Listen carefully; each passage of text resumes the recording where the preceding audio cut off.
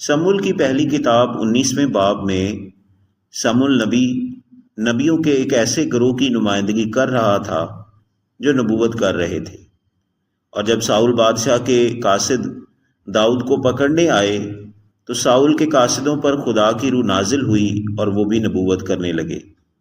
20ویں آیت میں لکھا ہے، تو خدا کی روح ساؤل کے قاصدوں پر نازل ہوئی اور وہ بھی نبوت کرنے لگے، اور جب ساؤل بادشاہ آیا تو وہ بھی نبوت کرنے لگا اور اس نے اپنے کپڑے اتار لیے۔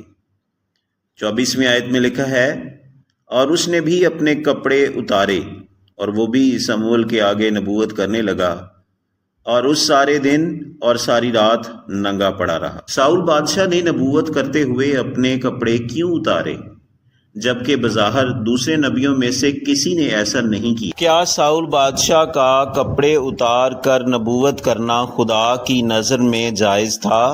کچھ مفسر یہ بیان کرتے ہیں کہ یہ خدا کا انصاف اور سزا تھی کہ ساؤل بادشاہ نے دوسرے نبیوں اور سموئیل نبی کے سامنے اپنے آپ کو ننگا کر کے اپنی تذلیل کی۔ ساؤل بادشاہ ایک ایسا آدمی تھا جس کے مزاج میں ہمیں تغیر نظر آتا ہے۔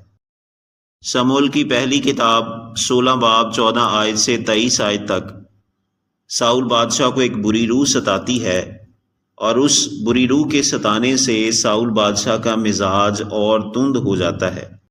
18 باب 10 سے 11 آیات میں بری روح کے ستانے سے داؤد پر ساؤل بادشاہ بھالا پھینکتا ہے۔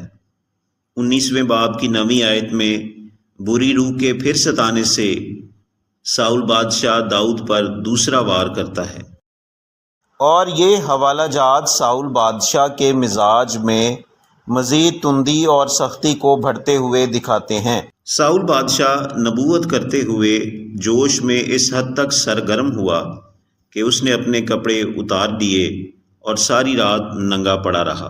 کچھ مفسر یہ بیان کرتے ہیں کہ خدا کا روح اس لیے زور سے ساؤل بادشاہ پر نازل ہوا کہ ساؤل بادشاہ کا سخت دل نرم ہو جائے، لیکن ساؤل بادشاہ الہی فضل کے اس طاقتور تجربے کے بعد بھی اپنے ضدی پن پر قائم رہا، اور اس کا مزاج مزید سخت ہوا، اور بالآخر ساؤل بادشاہ اپنے انجام کو پہنچا۔